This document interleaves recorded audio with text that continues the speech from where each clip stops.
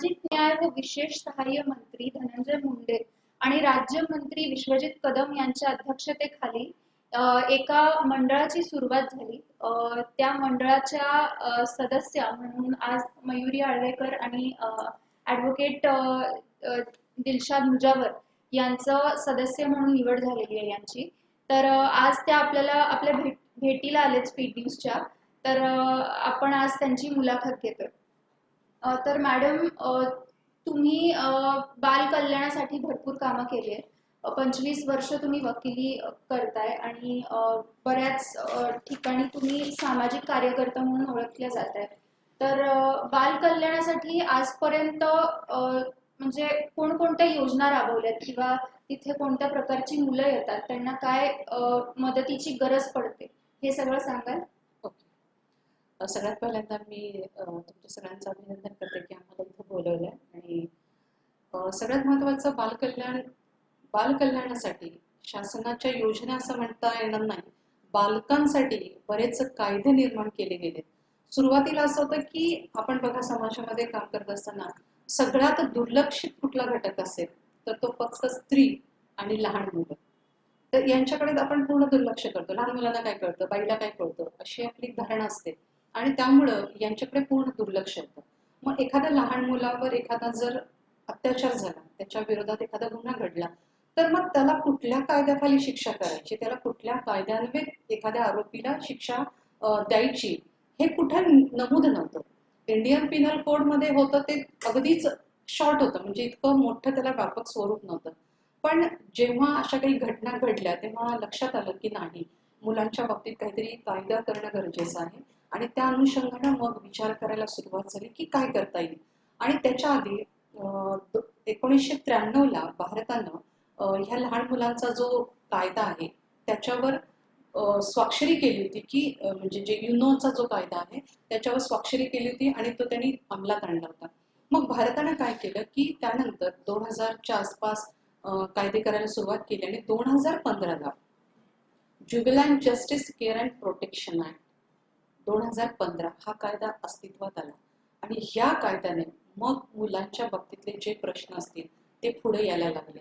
मग त्याच्यामध्ये एखाद्या मुलीवर अत्याचार होतो, बलात्कार होतो, ती पोक्सो खाली तिच्यावर अत्याचार होतात, त्यानंतर अनाथ मुलं असतात किंवा नको असणारी मुलं असतात की जी त्यागपत्राने दिलेली असतात, आई वडिलांनी सोडून दिलेली मुलं असतात, किंवा भीक मागणारी मुलं असतात, किंवा अगदीच म्हणजे सिंगल पॅरेंट्स आहेत, म्हणजे आई आहे वडील नाहीत, वडील आहेत पण आई नाही, अशी मुलं असतात. मग त्यांचं संगोपन करणं गरजेचं असतं.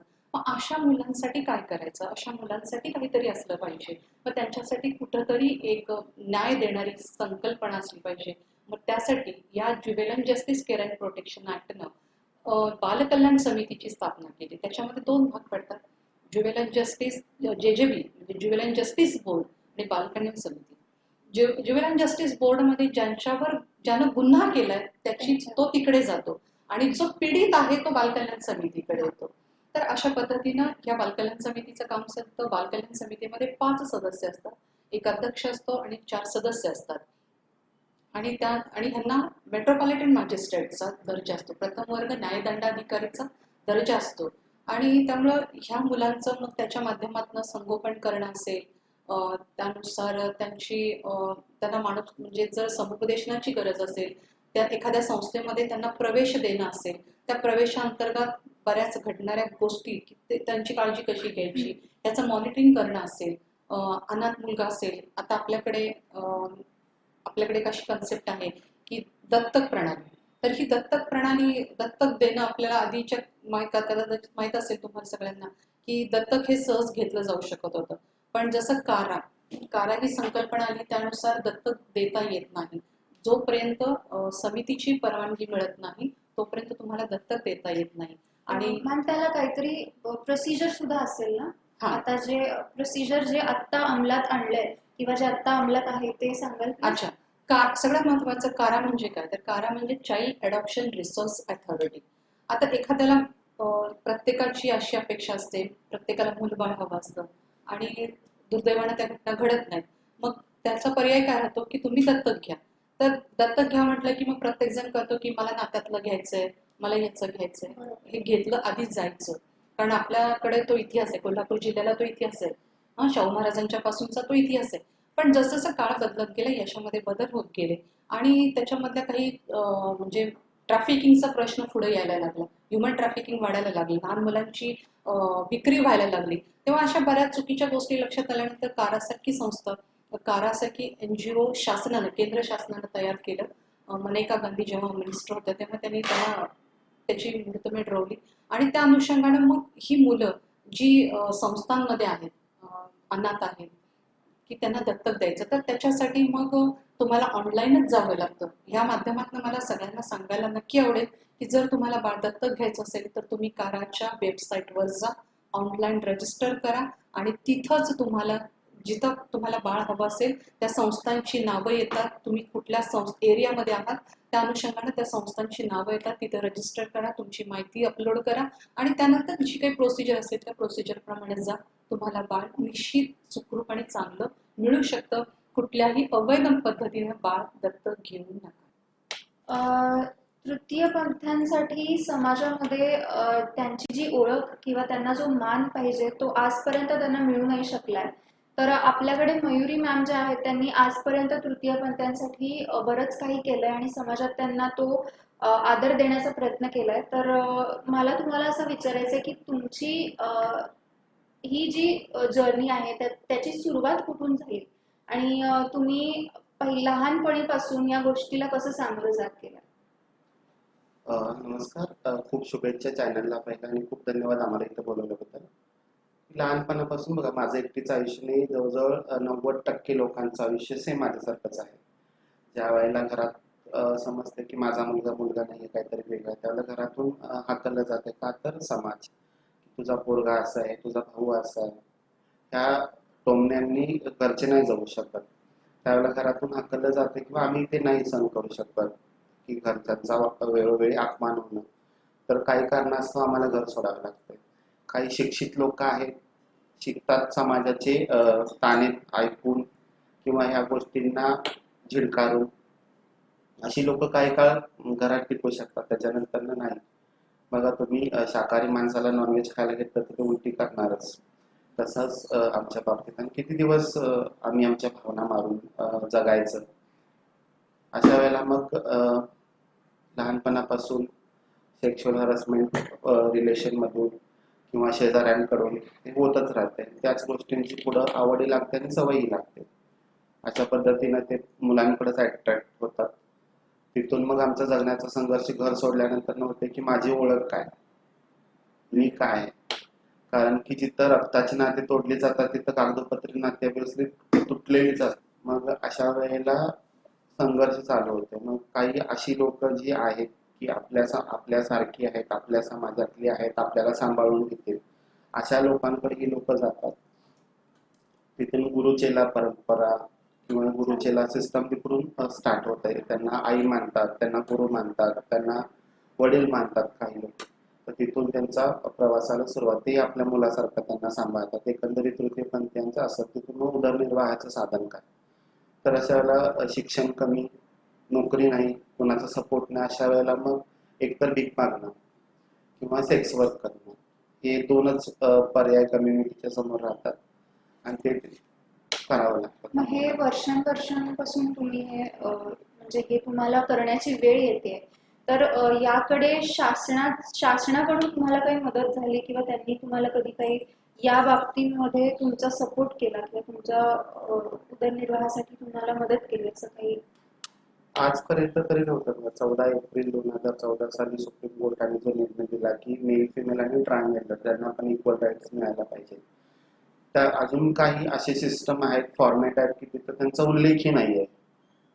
जिथं तुम्ही आम्हाला मान्यच करत नाही तिथं त्या सोयी आणि सुविधा आम्हाला तुम्ही काय देणार. कारण की कित्येक लोकांना अजून पेन्शन नाही मिळालेली आहे, घरकुल योजनांमध्ये त्यांचा समावेश नाही आहे. काही सोशल स्कीम आलेल्या आहेत ट्रान्सजेंडर कम्युनिटीसाठी, त्या पण मिळालेल्या नाही आहेत. कारण की कागदपत्र, आधार कार्ड, रेशन कार्ड किंवा अशी तुमची प्रत्येक आजकाल आपण सिम जरी घ्यायला गेलं तरी आधार कार्ड मागतात. आणि आधार कोणाचा नाही येत म्हणून कार्ड नाहीये. कुठे मागायला गेलं तर आधार कार्ड काढायचं तर तुम्ही पॅन कार्ड आणा, लायसन आणा, वोटर आयडी आणा, आणि ते काढायला गेलं तर आधार कार्ड आणा. असं करून एकंदरीत हा सगळा खेळ चालला. त्याच्यामुळं कुठल्याही सुविधा अजून ह्या लोकांपर्यंत शासनाच्या मिळायला खूप प्रॉब्लेम्स येतात. तुम्ही हे जे मंडळ चालवत आलाय, एवढ्या सगळ्या तुमच्या तृतीयपंथी लोकांना तुम्ही एकत्र आणलंय आणि त्यांच्यासाठी एवढं काही जे चालवलंय आजपर्यंत, त्या प्रवासामध्ये तुम्हाला कठीण अशी परिस्थिती सुद्धा आली असावी किंवा असा प्रसंग आला असावा जिथे तुम्हाला असं वाटलंय की बास आता, म्हणजे कुठूनच काही सपोर्ट मिळत नाहीये, तर तुम्ही या गोष्टींना कसं सामोरं गेला किंवा हा कठीण प्रसंग सांगा. की आम्ही मैत्री संघटना 21/3/2007 साली रजिस्टर केली. तर काही सामाजिक संस्था काम करत होत्या आमच्या कम्युनिटीसाठी. तर त्यांचं काम म्हणावं तसं नव्हतं क्वालिटी पद्धतीनं. तर त्याचा धोका आमच्या संस्थेत, आमच्या कम्युनिटीला होत होता. तर त्याच्या अनुषंगाने आम्ही काही लोकांनी एकत्र येऊन संस्था रजिस्टर केली. पण आम्हाला माहिती नव्हतं की पुढं करायचं काय. एकत्र तरी आलोय आपण, आता पुढं काय करायचं. तर समाजामध्ये अशा काही सामाजिक संस्था काम करत होत्या. त्याच्यामध्ये हमसफर ट्रस्ट आहे, जे आजचे किनारा खाड्याच्या लक्ष्मीनारायण त्रिपाठी जी आहेत, त्यांचं अस्तित्व ट्रस्ट आहे.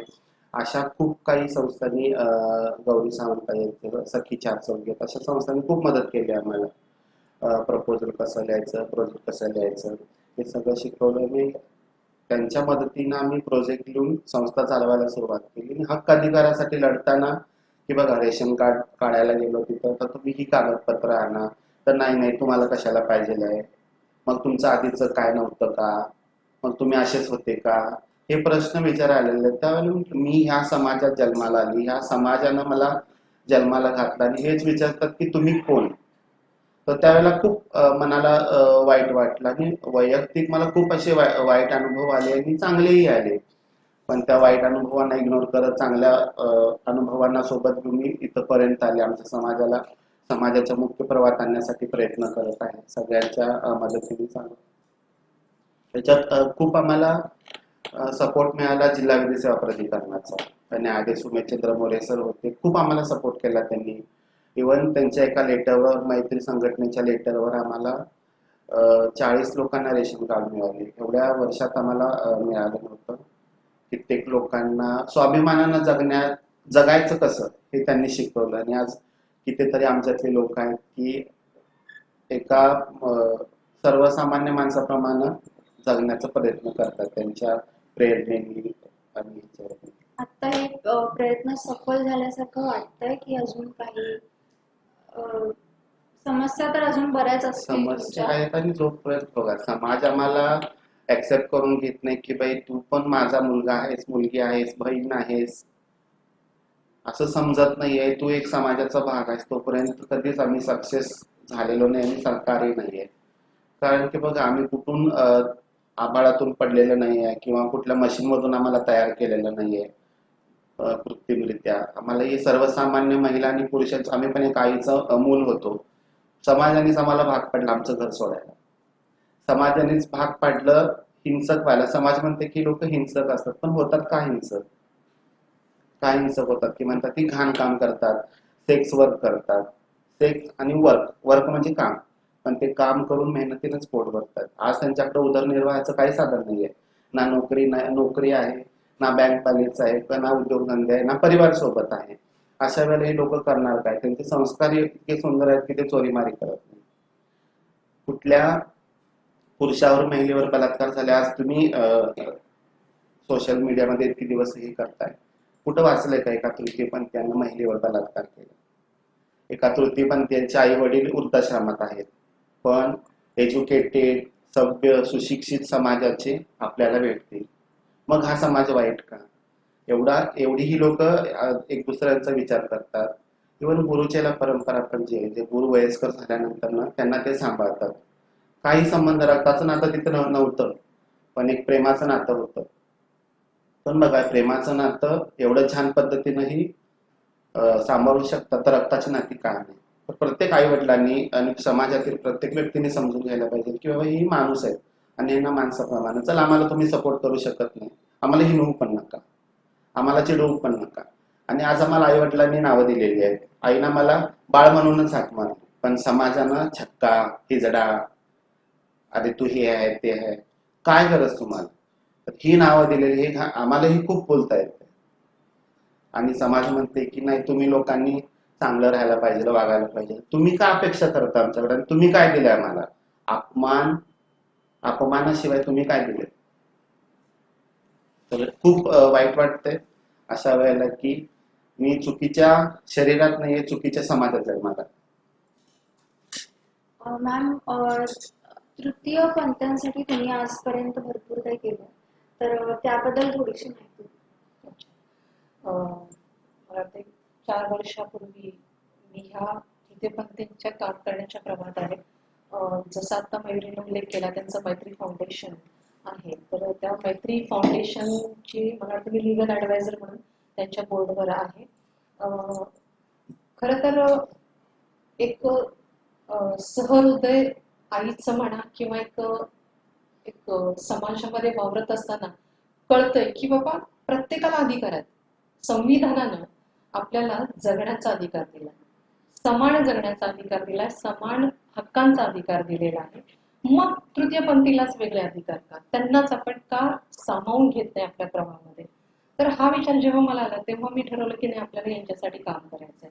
जसं आता मयुरीने उल्लेख केला की विधी प्राधिकरणाला खूप अधिकार दिले. जसं जिल्ह्याच्या ठिकाणी जिल्हा विधी प्राधिकरण असतं, शासनाच्या ठिकाणी म्हणजे राज्याच्या ठिकाणी म्हणजे राज्यस्तरावरची ती विधी प्राधिकरण आहे, आणि राज्य म्हणजे देश पातळीवर नॅशनल लेवलवर ती एक समिती आहे. अशा 3 टप्प्यामध्ये हे काम चालतं.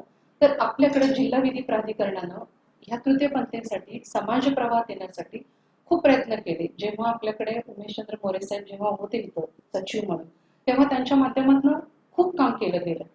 मला सुद्धा त्यांच्यामुळे या प्रवाहात येण्याची संधी मिळाली. मग इचलकरंजीमध्ये 100पेक्षा जास्त तृतीयपंथी आहेत. तर त्यांचा प्रश्न पण मोठा होता की सर्व्हाइव्ह करायला जसं आधार कार्ड पाहिजे, मतदार यादीत नोंद पाहिजे, आणि ते काहीच नसेल तर तुम्हाला कुठंच सोयी सुविधा मिळत नाही, किंवा तुम्हाला बँकेमध्ये प्रॉब्लेम येतात, गाडीचं लायसन काढायचे प्रॉब्लेम्स येतात, बऱ्याच गोष्टींना फेस करावं लागतं. मग मी साहेबांच्या समोर जाऊन त्यांना हा मुद्दा सांगितला, तर त्यांनी मला सांगितलं की आपण करू शकतो.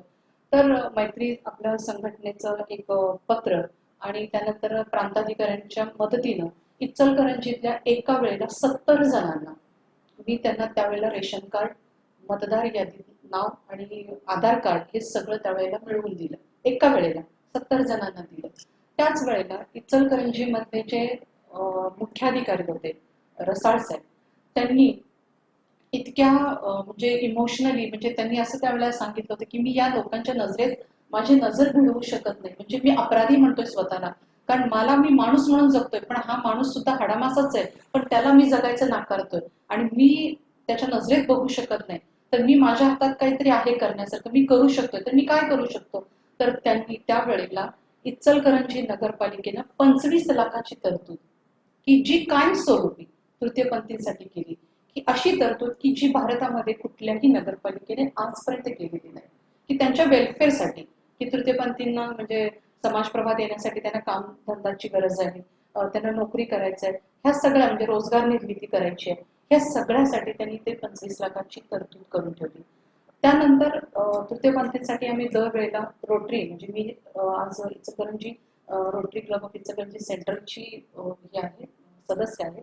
त्याच्या माध्यमातून मी मेडिकल कॅम्प घेतले, बऱ्याच त्यांचे स्नेहसंमेलन घेतलं. मला सांगायला अतिशय आनंद होतो की या लोकांच्याकडे इतकी चांगली कला आहे. ते अतिशय सुंदर रांगोळी काढतात, मेहंदी काढतात, नृत्य तर त्यांच्याकडे इतकं आहे, लोककला आहे, हे आपल्याला माहित सुद्धा नाहीये. आपण फक्त यांचं वरचं स्वरूप बघतोय आणि मग आपण म्हणतो की अरे काय यांच्याकडे काय नाही, आपल्यासारखंच यांच्याकडे आहे, आपल्यापेक्षा कदाचित जास्त आहे. आणि त्यामुळे जगण्याचा जो काही प्रवास आहे, संघर्ष आहे, तो आपल्यापेक्षा जास्त या लोकांना करायला लागलेला आहे. खरं तर आपली जबाबदारी आहे की यांना आपल्या या समाज प्रवाहात सामावून घ्यायची, पण आपण माणूस म्हणून हे करत नाही, हे घेत नाही, हे आपलं दुर्दैव आहे. आणि आता ह्या शासनाच्या या म्हणजे महामंडळावर गेल्यामुळे एक मोठं व्यासपीठ आम्हाला दोघींना मिळालेलं आहे, आणि त्याचा फायदा आम्हाला नक्कीच होणार आहे. आणि हे करत असताना बरीच लोक आम्हाला मदतीला आली. आज इचलकरंजी मधल्या एक तृतीयपंथी असा आहे की तो एका हायस्कूलमध्ये आज प्राध्यापक म्हणून नोकरी करतोय. म्हणजे त्याला मी नोकरीला लागलोय, इतकं तो चांगल्या पद्धतीने काम करतो की तो ओळखणार सुद्धा नाही. आज समाजातील बरीच लोक आज काम द्यायला सुद्धा तयार झाले. एक चांगलं व्यासपीठ यांच्यासाठी होतंय, एक वातावरण होतंय, पण आजपर्यंतचा संघर्ष हा खूप मोठा आहे. हे जे यश मिळालंय हे सहजासहजी नाही. त्यासाठी खूप संघर्ष करावा लागलेला आहे, खूप कष्ट करावे लागलेले आहेत, खूप अवहेलना सहन करावे लागलेले आहेत. मला मयुरीचं एक वाक्य नेहमी आठवतं की आमच्या समाजानं कधी बलात्कार केले नाही.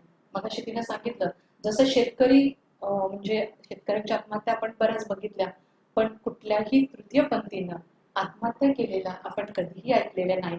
म्हणजे जगण्याचा जो एक जगायचं कसं हे या लोकांच्याकडूनच शिकायला आपल्याला मिळतं. आणि मला असं वाटतं की आम्हाला त्यांच्यासाठी काम करायची संधी ही मिळालेली आहे, त्याचं नक्कीच आम्ही सोनं घेऊ. तसंच महाराष्ट्र ट्रान्सजेंडर वेलफेअर बोर्डला स्थापना झाली आमच्या दोघींची. तिथं निवड पण झाली. शासनातर्फे 5 कोटीचं बजेट सुद्धा आहे. आणि ह्याच्यातून नक्कीच सामाजिक, शैक्षणिक आणि आर्थिक उन्नतीसाठी बोर्ड नक्की प्रयत्न करेल आणि त्याच्यामध्ये खारीचा वाटा आमच्या दोघींचा त्याच्यामध्ये नक्कीच असेल. कारण की आज मॅडमनी खूप जवळून आमचं आयुष्य बघितलेलं आहे. चांगल्या गोष्टी सुद्धा वाईट. आम्ही एकेदा रडलेलो पण आहे त्यांच्यासोबत. एक आणि खरोखर मायेचा आधार जसा त्यांनी दिला असा प्रत्येक समाजातील व्यक्तीनं जरी दिला तर खूप आपला देश पुढे जाण्यासाठी राहणार नाही. बघा आज परदेशामध्ये इक्वल कोण तिकडे बघणार पण नाही की आणि कोणाला काही देणं घेणं पण नाही प्रत्येकाच्या पर्सनल आयुष्याशी. पण आपल्या भारतामध्ये खूप पाय खेचायची सवय आहे. पण आम्ही विचार नाही करत, तू पाठीमागे आहेस माझ्या, मी पुढेच आहे. पाय जरी खेचत असलास तरी पाठीमागे आहेस असं म्हणून इग्नोर करत पुढे पण अशा वेळेला खूप मनाचं खच्चीकरण होतं. ही जी हिंमत तुम्ही एकवटून आणताय किंवा एवढी सगळी उदाहरणं आपण पाहिली सैन्यांमध्ये किंवा बऱ्याच ठिकाणी तुमच्या तृतीयपंथांमधले लोक पुढे आहेत. म्हणजे जरी आपण अर्जुनांच्या वेळी जरी बघितलं तरी त्यांना सुद्धा जो सपोर्ट करायला जो माणूस होता तोही तृतीयपंथीचा होता. हो तर ह्याला जोडूनच सांगतो मी. बघा शिवाजी महाराजांना, शाहू महाराजांना आपण आताच्या पिढीने तर बघितलेलं नाही, म्हणजे ह्या 1-2 पिढ्यांनी बघितलेलं नाहीये. पण इतिहास आपल्याला माहिती आहे. का माहिती आहे तर तो आपल्याला वाचनात येतोय, शिकवण्यात येतोय. तृतीयपंथी हा समाज शिखंडी राजा होता. रामायण, महाभारत याच्यामध्ये ज्यावेळेला श्रीराम जन्माला आले त्यांची बदाई पण आमच्या किन्नर समाजाने घेतलेली आहे. म्हणजे तेव्हापासून हा समाज आहे. आणि वेद, पुराण, ग्रंथ, रामायण, महाभारत आजकाल कुठंच वाचण्यात, शिकवण्यात येत नाही. त्याच्यामुळे ही लोक समाजाला वाटते की एकदम समोर आल्यानंतर ना काहीतरी वेगळं आहे, आपल्या समाजाचा घटक नाही का. तर आजपर्यंत कुठं शिकवत त्यांना दिसतच आलेलं नाहीये. आणि त्याच्यामध्ये सरकारचा पण रोल आहे. जर पाठ्यपुस्तक क्रम आहे त्याच्यामध्ये जर एक छोटासा धडा टाकला, एक छोटासा विषय टाकला तर लोकांना कळेल की आताची जी न्यू जनरेशन आहे, आताची जी पिढी आहे, कारण की हे ती लोक बघतात टीव्हीवरच आहे ना.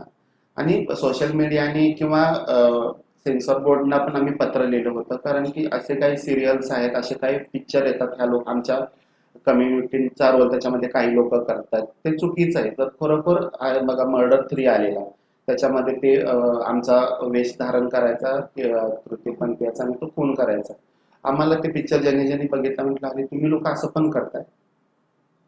तर ह्याचा परिणाम आमच्या कम्युनिटीवर झाला. तर हे असं व्हायला नको. खरोखर रियालिटी ती होती का स्टोरी तुम्ही लिहिलात पण ती कुठल्या तरी समाजाला तुम्ही समाजासमोर सादर करताय, त्याचा इफेक्ट तो आम्हाला सहन करावा लागतो. किती आमच्या गल्लीतल्या लोकांनी पण विचारलं जिथं आम्ही राहतो, फोन करून आलो की बाबा हे असं व्हायला लागले, असं खरोखर होते काय, करतात का तुमचे लोक, का करते. आता याला जोडूनच सांगते की जसं लोक एखाद्या गोष्टीचा वाईट विचार, म्हणजे एखादी वाईट घटना घडली की ते लगेचच कम्युनिटीशी जोडायचं, पण एखादी चांगली गोष्ट केली तर त्याचा विसर मात्र आपल्याला लगेच पडतो. लॉकडाऊनच्या काळामध्ये इचलकरंजी मधल्या असू दे किंवा कोल्हापूर मधल्या तृतीयपंथींना असू दे, जो मदतीचा ओघ समाजाकडून आला तो निश्चितच स्वागतार्ह होता. खूप चांगली मदत मिळाली. इचलकरंजी मधल्या तृतीयपंथींनी त्यांना जी मदत मिळाली त्या मदतीतून थोडा हिस्सा बाजूला काढला आणि जी लोक रस्त्यावर म्हणजे स्टँडवर झोपली होती किंवा काही फुटपाथवर झोपली होती त्या लोकांसाठी त्यांनी जवळजवळ 10 दिवस अन्न शिजवून दिलं, म्हणजे हा त्यांचा मनाचा मोठेपणा आहे. म्हणजे श्रीमंत तर आहेतच खूप, पण माझ्याकडे देण्याची जर ताकद असेल तर त्याच्या त्या म्हणजे त्या माणुसकीला, त्याच्या त्या दानातला आपण सलाम करतो. पण ह्या तृतीयपंथींनी केलेल्या कामाचा उल्लेख सुद्धा आपण कुठे करत नाही. पण तेच जर कुठे भांडण झालं, कुठे त्यांचा दंगा झाला, हा मॅडम तुमची लोक भांडतात. अरे तुम्ही सर्वसामान्य माणसं नाही भांडत का? तुम्ही सर्वसामान्य माणूस दंगा रस्त्यात नाही करत का? मग ह्या लोकांनी काही केलं तर तो वेगळे पण तसं, ह्या लोकांनी काही वेगळं केलं तर ते चित्रात कसं. तर हा दृष्टिकोन जो आहे, हा दृष्टिकोन सुद्धा बदलला पाहिजे. त्यांनी जे काम केलं, आज इचलकरंजीमध्ये बऱ्याच लोकांना हे दिलं गेलं की लॉकडाऊन मध्ये या लोकांनी एवढं मोठं काम केलं, त्यांना म्हणून त्यांच्या शुभेच्छा दिल्या गेल्या, त्यांचं प्रमाणपत्र देऊन स्वागत केलं, अभिनंदन केलं. पण ह्या तृतीयपंथींनी 10 दिवस जवळजवळ 100 ते 500 लोकांना अन्नदान दिलं, जेवू घातलं, याचा साधा उल्लेख सुद्धा कुठे केला नाही किंवा त्याचा गौरव सुद्धा केला नाही. खरं तर हे चुकीचं आहे. माणूस म्हणून ते जगतात, तर तुम्ही सुद्धा त्यांना त्यांच्या कार्याचा उल्लेख केला पाहिजे, त्यांचा गौरव केला पाहिजे. पण हे आपल्याकडून होत नाही. आणि हे ज्या दिवशी व्हायला चालू होईल त्या दिवशी मला वाटतं की कुठंतरी आपण यांना एक आपल्या बरोबरीनं जाण्याची संधी देतोय. कारण आज नोकरी व्यवसायामध्ये, आज आमच्या कोर्टातल्या नोकऱ्या असू देत, मला वाटतं आमच्या सगळ्या जिल्हा न्यायाधीशांनी सांगून ठेवले की जेव्हा एखाद्या तृतीयपंथीचा अर्ज येईल कुठल्याही पदासाठी, त्याचा प्रामुख्याने पहिल्यांदा विचार केला जाईल. आज मला वाटतंय पोलीस खातं असेल, त्याच्यामध्ये सुद्धा एक आता परवाच एक जॉईन झाली, तिला बराच त्रास झाला, संघर्ष केला तिने, पण तिने जिद्द सोडली नाही. मग आमच्याकडे मेहनत करायची ताकद आहे, संघर्ष करायची ताकद आहे, तर निश्चितच हे स्वागतार्ह आहे. आणि तुम्ही मग या समाजानं कुठंतरी सामावून घेणं गरजेचं आहे. घेतलं तर समाजातला एक कितीतरी मोठा गट ह्या समाज प्रवाहात येऊ शकतो. आणि फार गरजेचं आहे. यासाठीच मी तुम्हाला विचारेन की तुमच्या नेमकं शासनाकडून किंवा बाकीच्या सगळ्याच लोकांकडून काय अपेक्षा आहेत? समाजाकडून अपेक्षा आहे की आम्हाला माणूस म्हणून जगू द्या. शासनाकडून अपेक्षा आहेत, विनंती सुद्धा आहे की ज्या काही एक पॅनल बसेल, कोणते कमिटी बसत असेल, ज्या काही सुविधा येतात हे करण्यासाठी तृतीयपंथीयांसाठी किंवा महिला पुरुषांसाठी ज्या काही योजना येत आहेत, तर तृतीयपंथीयांसाठी करताना त्या कमिटीवर एक तृतीयपंथी घ्या. कारण की एक महिला आणि एक पुरुष, बाईला बाईच्याच गरजा माहिती, पुरुषाला पुरुषाच्याच माहिती, तशा माझ्या गरजा मलाच माहिती.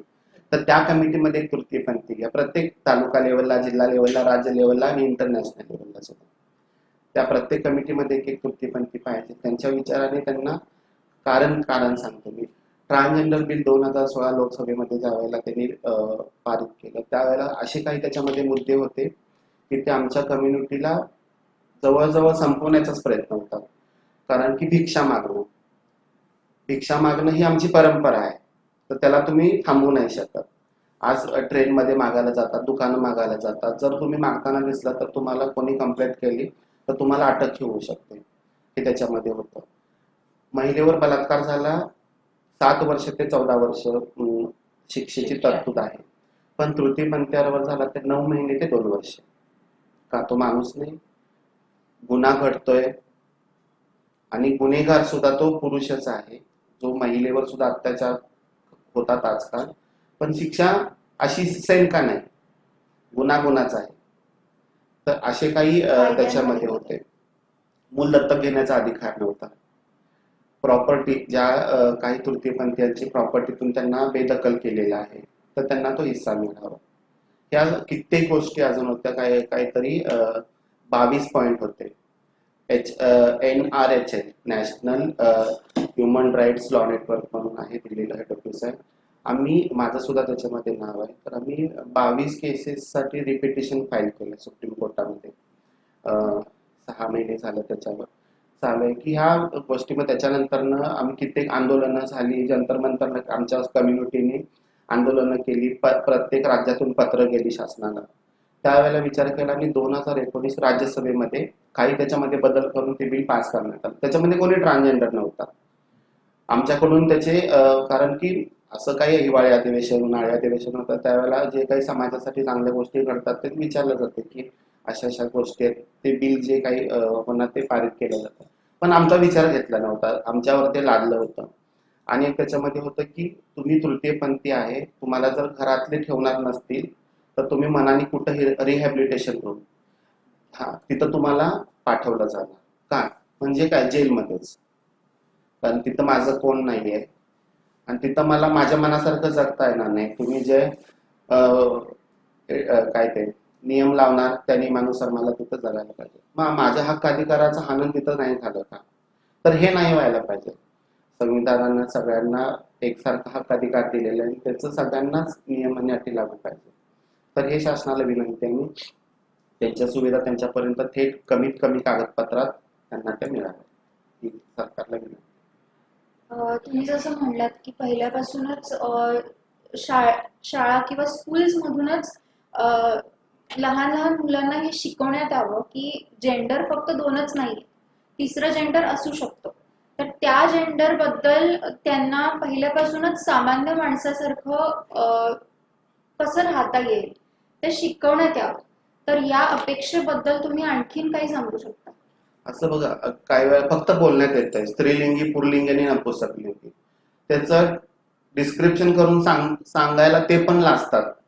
तर त्यांना सेन्सिटाईज करायला पाहिजे. अशा काही सामाजिक संस्था प्रत्येक जिल्ह्यामध्ये काम करतात. तुम्ही त्यांना कॉन्टॅक्ट करा. शाळा कॉलेजेसना मी निवेदन करते की बघा अशा संस्थांना कॉन्टॅक्ट करा. अशी लोक तिथं आहेत जे करून की सांगतील जसं महिला आहे जसा पुरुष आहे तसं ही पण लोक आहेत, आणि ह्या दोन लोकांनी मिळून ह्या लोकांना जन्माला घातलंय. प्रोडक्शन मशीन आम्ही नाहीये, प्रोडक्शन तुम्ही करताय. आणि समाजामध्ये गैरसमज आहे की बाबा, आता गैरसमज नाही म्हणतातच लोक, ही लोक खूप वाढायला लागलेत. आम्ही जन्माला घालत नाही, तुम्ही जन्माला घालायला लागले. तिथून तुमच्या इथून हाकलली दिली गेलीत म्हणून ते आमच्याकडे वाढायला लागले. तर त्यांना बघा आणि विचार करा तुम्ही. पण ती लोक हिजड आहेत, त्यांचे विचार हिजडा नाही आहेत. सर्वसामान्य माणसाप्रमाणेच ते विचार करतात. एज्युकेटेड आहेत, शिकलेले आहेत. त्यांना त्याच्या पात्रतेनुसार नोकरी द्या आणि ते जसे आहेत तसे. कोई काय ते आहे ना, कोई प्यार करे तो तुमसे करे तुम जैसे हो वैसे करे, कोई बदल कर प्यार करे वो प्यार नाही सौदा करे. तर सौदा करू नका आमच्यासोबत. नाही, आणि सगळ्यात महत्वाचं कसं आहे, जेव्हा मूल जन्माला येतो तेव्हा तो कुठलं कसा असणार आहे हे आपल्या लक्षात येत नाही. बरोबर. त्यानंतर ते लक्षात यायला लागतं. आणि हे जे काही वेगळेपण आहे किंवा सेन्सिटायझेशन जे आहे ते जेव्हा मुलामध्ये बदल व्हायला लागतात तेव्हा आईवडिलांनी ते स्वीकारलं पाहिजे. कारण माझं मूल असं आहे तर ते आईवडिलांनी स्वीकारून त्या पद्धतीने त्याचं परवरिश करणं, त्याचं संगोपन करणं महत्वाचं. मग अशा वेळेला जर आईवडिलांनी नाकारलं, सगळ्यात महत्वाचं, जर आईवडील जेव्हा नाकारतात तेव्हा समाज नाकारतो. तेव्हा आईवडिलांनी माझं मूल, कारण त्यांच्यातून आलेलं ते बाळ आहे, ते वेगळं नाहीये, ते तुमचंच आहे आणि ते वेगळं असूच शकत नाही. त्यामुळे तुम्ही जर त्याला स्वीकारलं तर समाज निश्चित स्वीकारतो. तुम्ही त्याला नाकारलं की समाज नाकारला. आणि हे वेगळेपण मग तिथून सुरुवात होतं. मग शाळेत गेल्यानंतर मग सुद्धा तिथून वेगळी सुरुवात होते. मग शाळेत मधले ज्या शिक्षक आहेत त्यांनी सुद्धा मुलांमध्ये हे रुजवलं पाहिजे की हा वेगळा नाहीये, हा आपल्यातलाच आहे. मग होतं कसं की मग टीझिंग चालू होतं, चिडवायला चालू होतं. मग माझे शेजारी त्याला बसून घेतलं जाणार नाही, मग त्याला तू इथं नको. मग पालक, जे इतर पालक असतात ते म्हणतात की नको, हा मुलगा, आमची मुलं ह्या शाळेत शिकतात, मग असा मुलगा आमच्या शाळेत, तो मुलगा आमच्या शाळेत नको, आमच्या मुलांना काहीतरी वेगळं वळण लागेल, तो वेगळा बनेल असं. तर हे चुकीचं आहे. शिक्षकांनी तेव्हा तिथं पालकांना समजून सांगायची गरज आहे, स्वतः त्या मुलांना सांगायची गरज आहे की जसं स्त्री आणि पुरुष आहेत तसंच हा पण एक आहे, हा वेगळा आहे पण तो तुमच्यातलाच आहे. त्यामुळे तुम्ही त्याला तुमच्यात सामावून घ्या. ही सुरुवात म्हणजे लहानपणापासूनच हे विचार रुजवले गेले तर आज जी अवस्था आहे कदाचित काही वर्षांनी नक्कीच त्याच्यामध्ये बदल पडेल. आता ही सुरुवात झाली आहे की ह्याला कुठेतरी वाचा फुटली आणि ही सुरुवात आहे. बघा, अशी कित्येक मुलं आम्हाला माहिती आहेत की ज्यांनी आई वडिलांनी स्वीकारलं नाही म्हणून चांगल्या घरातल्या मुलांनी सुद्धा आत्महत्या केलेली आहे, फक्त समाजानं स्वीकारलं नाही म्हणून. मग एखाद्या मुलाचा जीव इतर मुलासारखाच असतो ना, त्याच्यात काही वेगळा जीव नसतो, मग त्याला आपण काय नाकारायचं? तर अशा वेळेला समाजानं, शिक्षकांना, ह्या सगळ्या जे काही स्टेक होल्डर ह्याच्यातले आहेत त्या सगळ्यांनी ते समजून घेतलं पाहिजे की माझ्यातलाच तो अंश आहे, माझ्यातलाच तो अंग आहे, त्यालाही जगायचा, इतरांच्या बरोबर आनंदात राहायचा आणि जगण्याचा. सगळ्यात महत्वाचा, संविधानानं मला अधिकार दिलाय, तो अधिकार प्रत्येकाला जसा आहे तसा यांना सुद्धा, आणि त्याला तो जगायला मिळालाच पाहिजे. खूप छान. अजून एक मी जोडते त्याच विषयाला धरून की समाज म्हणते की ह्या लोक, काही धार्मिक गुरु आणि काही संघटना अशा आहेत की ह्या लोकांचं काउन्सिलिंग करा. तर काउन्सिलिंग समाजाचं व्हायला पाहिजे, समाजातल्या प्रत्येक व्यक्तीचं व्हायला पाहिजे. बघ, आता कंपल्सरी सरकारनं केलेलं आहे की HIV टेस्टिंग, गर्भवती महिलांची HIV टेस्टिंग, परत त्या परिवाराला बसून काउन्सिलिंग केलं जातं. तिथं एक सेशन ठेवा की तुला मुलगा होऊ दे, मुलगी होऊ दे किंवा तृतीयपंथी होते, तू तुला मूल म्हणून सांभाळ. कारण की सामाजिक हिंसेने ही लोकांना घरं सोडावं लागतात आणि जी काही आजकाल ही लोकांची वाढती परंपरा आणि ही लोक रस्त्यावर यायचं कारण काय बघा. आपण राजे महाराजे होते त्यावेळेला, अकबर बिरबल होते त्यावेळेला ही लोक त्यांच्या महालामध्ये असायचे, राजवाड्यामध्ये असायचे. आता तेच जर राजवाडे नाही राहिले तर ही लोक जाणार कुठं, हा पण विचार करायला पाहिजे. शासनानं त्यांच्यासाठी ट्रान्सजेंडर बिल आणलं, काही योजना आणलं, पण त्यांना पर्याय काय दिला की तुमचं मी हे बंद करतोय तर मग आम्ही काय फाशी लावून मरायचं का चोरीमारी तुमच्या करायची? आयुष्यात असं सुद्धा एक क्षण आला असेल जिथे तुम्हाला असं वाटलं असेल की खरंच आता हे खूपच वाईट होत चाललंय आणि मला माझ्या समाजासाठी काहीतरी केलं पाहिजे, तर तुम्हाला असा असा कुठला प्रसंग आला? मी ज्या वेळेला घर सोडलं आणि माझं आयुष्य ते जगायला लागले त्यावेळेला मला वाटायचं की मी समाजात अशी एकटीच आहे. पण ज्या वेळेला माझं कॉन्टॅक्ट मी अशा लोकांशी भेटायला लागली, ओळख व्हायला लागली, त्याला काय मी एकटी अशी नाहीये, समाजामध्ये खूप काही लोक आपल्यासारखे आहेत. तर मी कशाला खचून जायचं, आपण एकमेकीचा सहारा होऊ. त्याच्यामुळे माझ्या खूप मैत्रिणी वारून पण गेल्या, त्या काहींनी सुसाईड केलं, काहींना आजार झाले. खूप त्यांची आठवण येते मला. त्यांनी आम्ही हाताला हात धरून खांद्याला खांदा लावून समाजाच्या पाण्याच्या विरुद्ध प्रवाहात होण्याचा प्रयत्न केला आणि यशस्वी झाले. त्या तेवढ्या स्ट्रॉंग नव्हत्या, साथ सोडून गेल्या, जग सोडून गेल्या. पण सगळ्या लोकांनी, समाजानेच मला खंबीर बनवलं, माझ्या समाजाने मला प्रेरणेचा हात दिला. अशा काही ताईंसारख्या, दिलशाद ताईंसारख्या खूप काही मैत्रिणी भेटल्या, खूप काही लोक भेटली ज्यांनी प्रेरणा दिली की नाही, तू एकटी नाहीयेस आणि तू वाईट नाहीयेस आणि तू माणूस आहेस, आमच्यासारखीच तू आहेस आणि तू जग आणि तुझ्यासारख्याच लोकांना जगवण्याचा प्रयत्न कर. आणि तेच काम मी सध्या करत आहे. खूप लोकांना आज सगळ्या गोष्टींसाठी कोणाला शिकायचं आहे तर शिक्षणाला इकडून तिकडून युनिव्हर्सिटी आहे, सायबर कॉलेज आहे, खूप आम्हाला त्या दोन्ही कॉलेजनी मदत केली. महावीर कॉलेज आहे, यशवंतराव चव्हाण मुक्त विद्यापीठ त्यांच्यातर्फे मध्ये आलेले की ट्रान्सजेंडरसाठी.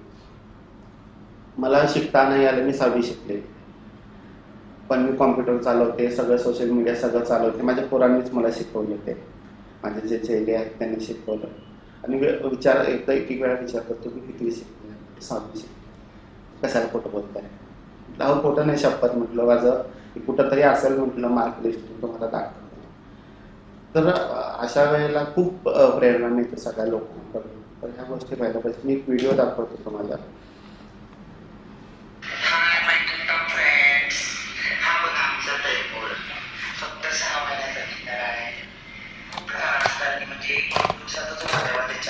आमच्याकडे त्याला सोडून हा श्रीरामपूरमध्ये राहतो, डांबर रोडला जो ते पण समाज आश्रमात आमच्या घरी. तर नक्की प्रार्थना करा की आमचा दैव खूप मोठा आणि आपल्याला आयुष्य देणार नाही, याला आयुष्य खूप म्हणजे खूप मोठं करणार आहे. हाय लोक